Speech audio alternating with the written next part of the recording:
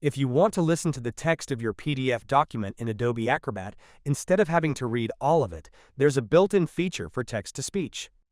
To use the Read Out Loud text-to-speech feature in Adobe Acrobat, go to the View menu, then select Read Out Loud. If your PDF pages are in image form, it will automatically ask that you run OCR on the PDF pages first. Then, it will begin reading.